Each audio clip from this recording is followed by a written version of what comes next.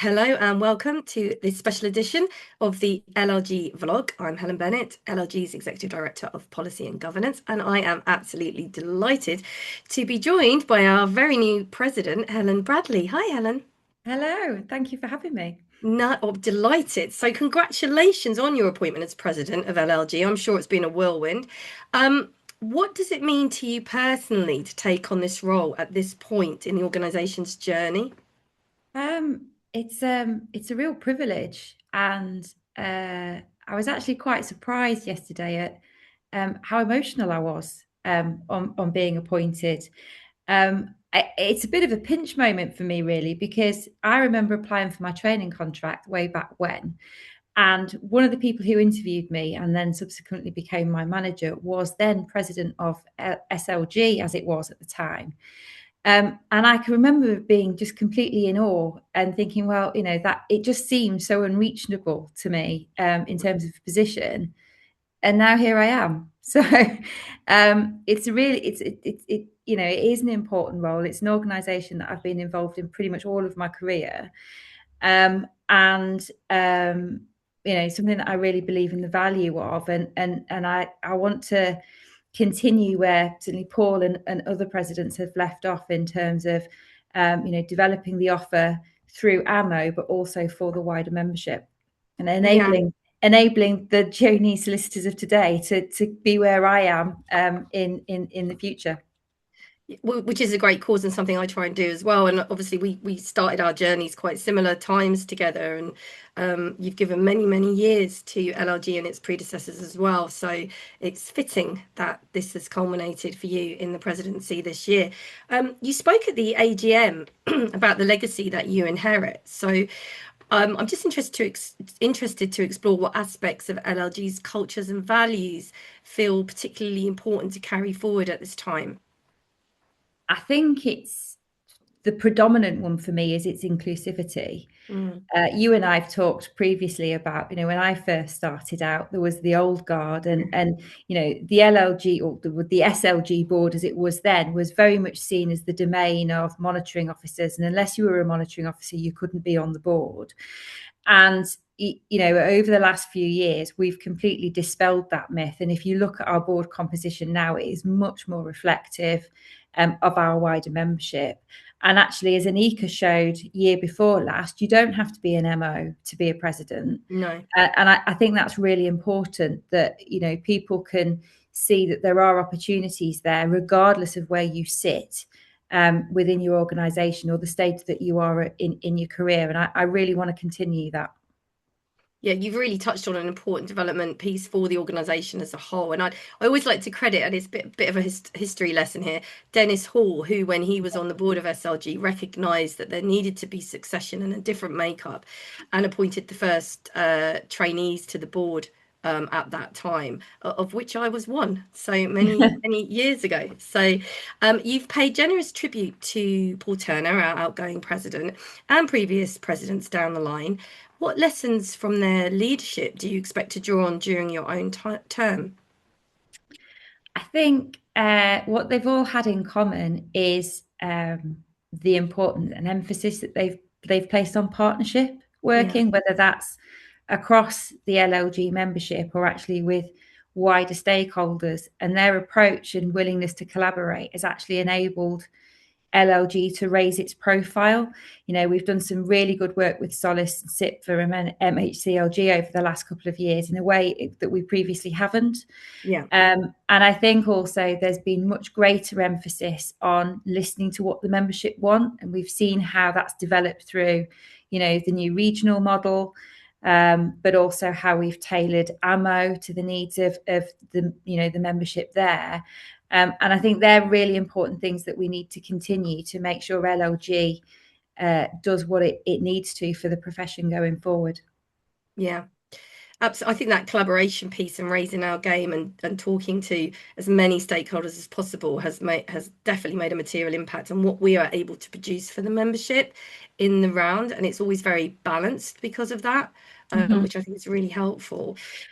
And I think what we've noticed is initially it was us approaching the stakeholders and kind of banging on the door to say, look, listen to us. now more frequently they are coming to us and Yeah. inviting us to join the conversation in a way that that happened previously. So I think it's really important to keep that going. I couldn't agree more. And there's a lot of sector change. And I think as professionals, we do look for kind of steadiness. We like it as much as innovation. So how do you see LRG striking that balance? I think it's really difficult, isn't it? And it's a bit like how you balance that BAU with the new stuff and the change. And I think LLG has a role in helping our members determine for their organisations what are the things that absolutely need to stay steady, Yeah.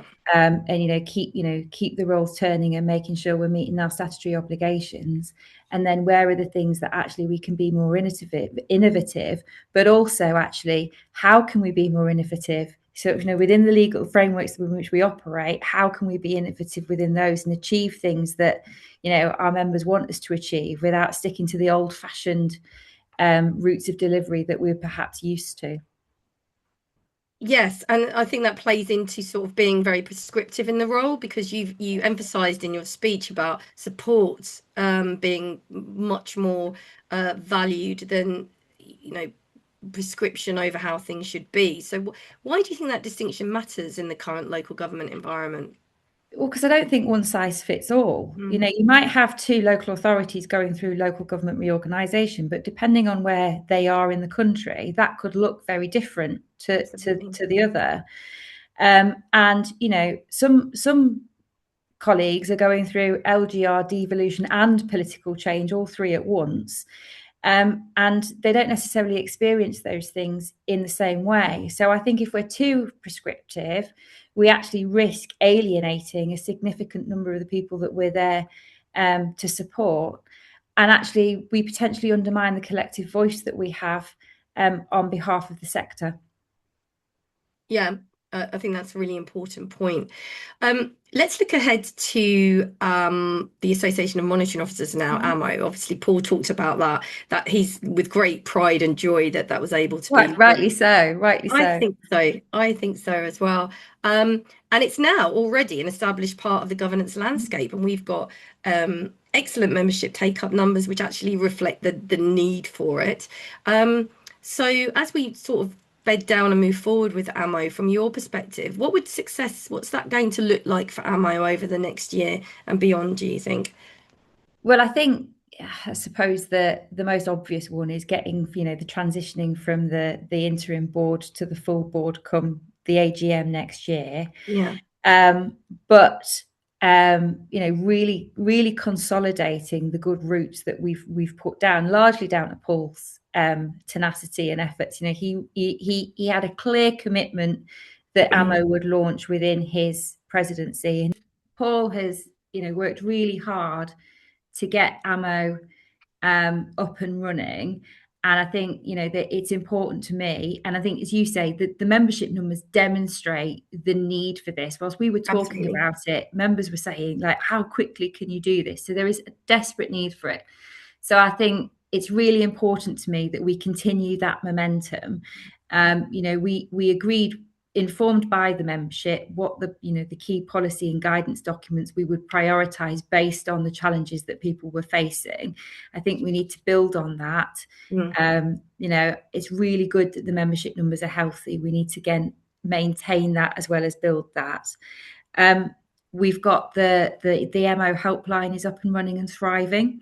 Yes. And again, that we need to promote that to the membership, and having AMO at the table. So LLG is well known, and as I say, we are now invited to conversations rather than us inviting ourselves. And I think having AMO in that space, sort of this time next year and in the future, is going to be really, really important. Yeah, and I think it's important to stress as well that the two, they're not going to be completely separate doing their own things. There'll be a lot of collaboration, won't there? And we'll come on to this later actually when I talk about governance across the sector, but it's really important that people who aren't monitoring officers or deputy monitoring officers also benefit from the governance space and the governance learning. Um, Absolutely. you touched on clarity of purpose as well at the AGM, rather than just expansion for its own sake. How important is that focus for maintaining confidence across the sector, would you say? I think it's fundamental to us maintaining credibility. And the whole purpose of AMO is to support monitoring officers and deputy monitoring officers in the way Solace and SITFA support Mm. their members. And therefore we need to make sure our purpose is clear and it meets the needs of the membership. In order to do that, if we're too vague in what our um, objectives are, then we won't support anybody, which completely defeats the purpose of why we established the organisation in the first place. Well, one of the things you touched on during your AGM speech, and something that really resonated with me actually, was your position that assurance comes not just from rules, but from professional judgment and shared understanding. And I think that's really key, actually. That's a really key learning point. So in that context, how can LLG best encourage that kind of sentiment and buy-in from its members to take forward? I think in terms of the membership, I think it's providing that peer support, whether that's at a regional level or through the national conferences, and facilitating the discussions around, well, these are the rules. Mm, And then, where are the judgments to be made? And then, sharing best practice. And that might actually be sharing best practice with either the government or the LGA to actually develop guidance from them, yeah. as well as actually developing our own guidance for our membership on best practice. And actually, even in appropriate circumstances, taking up the mantle. If you look at if you take remote meetings, for example, once the rules around COVID, the temporary rules for COVID came to an end and remote meetings were no longer be allowed, and there was a question mark as to whether or not they were permitted under the existing legislation, LLG helped take up that mantle to provide clarity. Now, that perhaps didn't have the outcome we would have wished for, but it has continued the discussion, and we Yes. do have legislation coming down the line, all being well, to facilitate remote meetings, which has been a long time coming, but LLG have had a significant input and influence into that, and I think that's important. Absolutely, and through COVID as well, we were able to enable guidance with ADSO and uh, standing orders, Yeah, and all manner of things to assist and I think during that we shouldn't. frenetic time. I don't think we should lose sight of actually the importance of that. And because, during COVID, there was a huge amount of uncertainty. Yeah, Legislation and announcements were coming out of government at an incredible rate, often on 4 the p.m. on eve a of. Friday. Oh Yeah. yeah.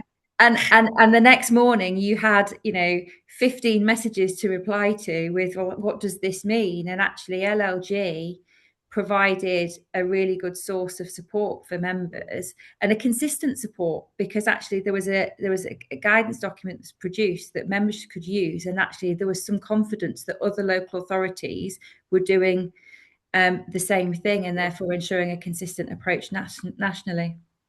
I mean, I was particularly proud of LLG during that period because we were mobilizing at speed. And a lot of that was to do with our great strength in our partnership with corporate partners, Yeah. our grassroots membership, and our collaboration with other stakeholders. Mhm. So yeah, we were ahead of the game a lot during that period, and I'm pleased to have been able to benefit local government members and then the public sector as a whole as a result, and communities. So.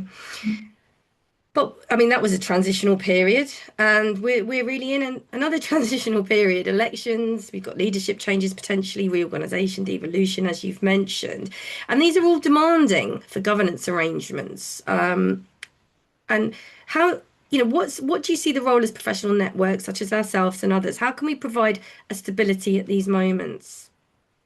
I think this is where we come into our own, actually, in terms of providing mutual support to members, whichever level in the organisation that you're at. Your peers provide that support and safe space to have a bit of a sanity check. We both know that in times of high speed change, such as political change, when there's a great amount of uncertainty, everybody looks to legal for the Mm. answers that aren't necessarily legal questions. And it can be incredibly demanding. And sometimes you do start to question your own knowledge and your own competence. And I think having peers amongst LLG in different organisations who perhaps have a bit of perspective is really helpful. For those of us that are going through the same challenges, you can share approaches and perhaps have a consistent approach, which again is really helpful, particularly where you've got politicians in one authority talking to politicians in others. That can be really helpful. Also, just providing that personal support. These changes can be incredibly stressful, and actually just being able to have a chat with somebody who's got an idea about what it's like, Yeah. it is really important. And again, it's that safe space that I mentioned earlier. Yeah, and I think that's what LLG does, and Ammo does very, Yeah, very well, provides that safe yeah, space discursive and knowing you're not alone and feeling supported within the work yeah. that you're doing. But I mean, I was I sorry. was I was talking to a relatively new member of LLG at a conference last year, and he was saying for various reasons, historically, his organisation hadn't really been involved in LLG. Having LLG reach out to them actually to see if they wanted to join a working group was a real bonus. And actually, he hadn't he having appreciated the value that LLG can bring, he was disappointed he hadn't found us earlier. Yeah. And that's a great message to hear, is that somebody relatively new, who's been around in the legal profession for a while, sees the value of us is just fantastic. Yeah, absolutely. And sometimes it is difficult for us to reach new people into local government, and we very much rely on existing lawyers and members of staff within legal teams to really spread the word of And it's LLG. hard, isn't it? At the end of the day, when you've got budget savings to Yeah. make, the budgets that once funded LLG membership probably don't exist. And, you find money from underspends elsewhere to pay for the membership. So you can understand why people, when the invoice lands on an annual basis, why they think, actually, do I renew this? But for me, I think the benefits are definitely worth it. Yeah, 100%. And we also just the training provision that comes with it that you don't pay for as well Yeah. is invaluable, and the coffee chats and the things that we've just been talking about.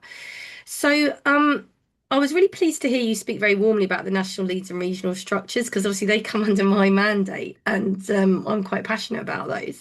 Um, and we have got exceptional national leads, really talented, really knowledgeable in their sector specific area, and dedicated to the cause, and they're just completely voluntary in their role. Why do you see these roles as so critical to the strength of LLG, and what do they bring? Well, without them, there wouldn't be an LLG, Yeah. because they are the link between myself as president and the rest of the presidential team and the board with the membership. Um, you know, Issues and challenges will vary from region to region, and actually having a regional base enables the volunteers on the ground to pick up the issues that are relevant to their areas. And having the topic specific um, representatives is really helpful as well. So when there's issues like Mazur and things like that, we can coalesce the membership around those topics and actually provide that support. And they're on the ground, so they can tell us what the membership want. They feed into us in terms of what our strategic aims and objectives, but also what the offer is in terms of guidance and training, etc. So and actually they're the succession plan, aren't they, both for Yeah, LLG, but also the local government legal profession, and just being involved in LLG is actually a really good development opportunity. 100%. when I first started attending LLG, though there were SLG SIGs, special interest groups, at the time, and I kind of had a bit of imposter syndrome. And then I progressed on to being a branch chair, and then I've got there was the branch lead for MOs and governance before I got the national lead, and so there is a real progression there. There's a pathway. Yeah. Yeah, and being able to attend board meetings is a different skill set to attending meetings of the authority. So there are addressing a group of regional colleagues. There are so many development opportunities for individuals from being involved in LLG. So I hope that they volunteer a huge amount of time, and we would be lost without them, but I hope that they do recognise that the benefit that they get from it as well. Yeah, and just to say, we do have positions in the regions in all variety of law areas, legal areas. We were concentrating on the MO regionals and the junior regionals. We would like to expand outwards and get people on the ground in all legal areas, because then that links in through to the national lead, and then you can talk to people. That will give anyone in those roles the ability to talk across all the regions and chat to people in their areas and figure out what the issues are and get support. So do get in touch. I'll just plug that there. Let's go back to governance actually, Helen, if that's okay, because Yeah. you've been quite clear that all local government lawyers are governance lawyers in practice. And My it's team nice. must hate me saying that. I say it all the time. No, but because I think you're right. I think when I started, it was very much the preserve of the MO and the DMO, and everybody else didn't really understand that concept. In fact, we didn't talk about governance in those terms back when, as in governance. It wasn't a word that was utilized in the way it is now. And certainly not understood in terms of all the connotations that come with it. So why would you? And I mean, I think it's almost kind of obvious, but there are still people who operate in that head down. I'm a lawyer, just the legal bit, rather than looking at the overall governance element. So why is recognizing the breadth important for the future of the profession? Well, I think you may well have a particular specialism. I was unusual in that my first permanent role in a local government legal service was as a governance legal officer, which is unusual. Yeah. But I credit that role. It gave me the ground, the understanding of how local authority governance works. That Mm. if I didn't have, I don't think I would be doing what I am today. And my other background was civil and criminal litigation, but I needed to understand whether or not I was authorized to undertake proceedings, and if not, how did I get that authorization? Mm. So to some extent, it doesn't really matter what your area of specialism is. If you were working in a local authority, you need to understand what the governance context of the organization that you're working in, because you need to make sure that the authority is acting lawfully. Yeah. And you don't have, that isn't the sole domain of the MO or the deputy MO. We have lawyers in teams up and down the country taking decisions to issue proceedings, and they should be checking that actually that's lawful. I always remember Jim Button, when he used to do the prosecutions training, sort of saying, well, what's the first question a defendant who's banged to rights, their representative asks you? And you sort of learn to respond, well, actually, what's your authority to prosecute? So he Yeah. always used to recommend you have a copy of your up-to-date constitution, a copy of the minute, a copy of your scheme of delegation, and then the onward delegation to whoever was representing in court to be authorized to proceed. Because a defense lawyer who understands local government, who's got a defendant that's banged to rights, can get him off on a procedural error. So it is really important for those reasons, protecting the authority's interests. But also, if people are considering a leadership role, whether that's an MO role or a leadership role within the legal service that isn't MO, then actually understanding the governance is really important. Mm. Now, as I've sort of become more senior, my bread and butter is the governance side of things. The sector expertise I rely on the teams for, um, and so the governance is kind of your bread and butter if you've got aspirations to progress. Yeah, absolutely. And what kinds of opportunities do you think help our professionals build kind of confidence and visibility in order to find their pathway to leadership? I mean, we've got the Inspire program that LLG have launched, which has been phenomenally successful. And we do know people that have gone on to be appointed to DMO and MO roles, certainly from our 2024 cohort, with that underneath their belts. I think it's about exposure. Mm. So having the opportunity to get involved in things that perhaps aren't strictly within your job description, and being able to see, okay, you have a particular area of specialism, but actually having the opportunity to look at what else is going on within the authority. Now, opportunities to get that exposure will vary depending on the organisation in which you work. Sometimes it's size dependent.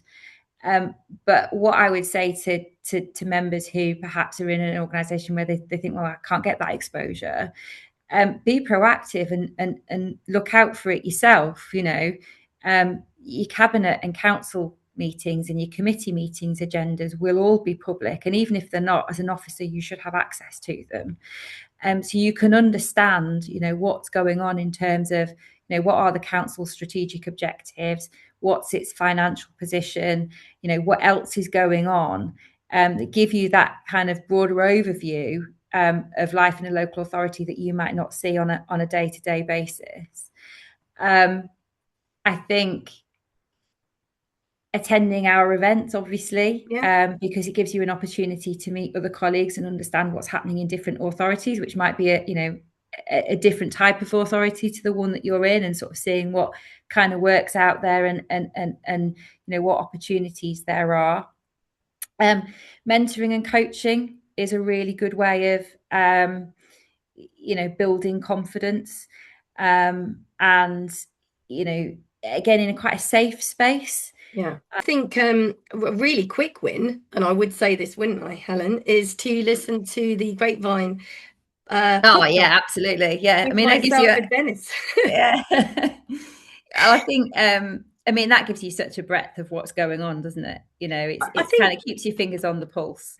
I think what's Um, useful is if you keep up to date and you listen to things like this, and there are other podcasts as well and vlogs, and if you pay attention to the news websites like Local Government Lawyer, then if there's a conversation about something that's coming down the line, and I know about that, like, and that yeah, will open a door for you to yeah, show. Because if there's one thing that I think is pretty key across most local authorities is that if you're showing a bit of enthusiasm and you know a little bit about it and it's coming down the line, you're going to get it. absolutely. And I think that's what I say about being proactive. So Yeah. don't be shy about saying to your managers in like appraisal conversations or one-to-ones about what you aspire to or what you would like to explore, Yeah. because particularly at the moment when there are so many challenges, having somebody who's keen and capable, who's kind of putting their hand up to assist, Mm, is worth his weight in gold, and it can really build your experience and CV. And actually being involved 100%. in uh, discussions that are perhaps outside of your area of expertise, it is really valuable. I mean, one of the things that I try and do, I mean, I talked about me only, I generally concentrate on the governance, and I rely on my team for this sort of the topic specific stuff where possible. And I'm having discussions with meetings with the corporate leadership team on those topics. If there's topic specific stuff in there, where possible, I'll have that expert in the room with me, because um, they can tell me the answers, but actually if there's something that comes up that's nuanced, I've got the expert in the room. Yeah. And I think it's right that they get the credit for the advice that they've given, but it's also a really good opportunity for them to be involved at corporate leadership level and Yeah. actually learn to operate at that level within a relatively safe environment. And again, that does depend on the organization that you work in. But those are the kind of opportunities that I would encourage members to seek out. And if you're in a position to be able to give those opportunities, then think about how you can. That's great advice. Now, I know you've only just taken the presidency. It's a bit like when someone comes to say, it's lovely to see you when you're leaving. So, but time goes so fast and there will come an end of your term. So, and I'd like to look back at this moment when we get there and hold you to account, basically. But what would you most like members to say has made a positive difference for them or for the sector during your presidency? um I would really like, I mean, this is a really hard question, isn't it? Because, um, you know, who knows what might happen. I think I would I like know. people, I mean, I need to keep the momentum going with where, Paul's left off. And I'm sure all presidents feel like this when they're coming into the role. They think, oh goodness, they've been, Paul's had such a successful year, and Ika before that, I don't want to be the one to kind of fail. So I really want to keep the momentum going with ammo and getting that to a substantive board come the next AGM, and having built that the bank of guidance and policy that we've got, as well as the established fireside chats, etc. So I think that would be a key objective, but also broadening that governance theme, and I suppose encouraging and nurturing the local government legal leaders of the future. And if we get a handful of lawyers listening to this who are members thinking, actually, you know what, I'm going to go away and have a look at the governance of the organisation and get to grips with that, and actually get interested in that and think, oh yeah, I get this, and this might be a string to my bow in the future. Well, then that's all to the good. Absolutely. Laudable ambitions. We'll check back in 12 months, see how you've done. Helen, I'm sure you will. it's been absolutely delightful talking to you today. Thank you ever so much for taking Thank the you. time, and good luck with your presidency. Thank you very much.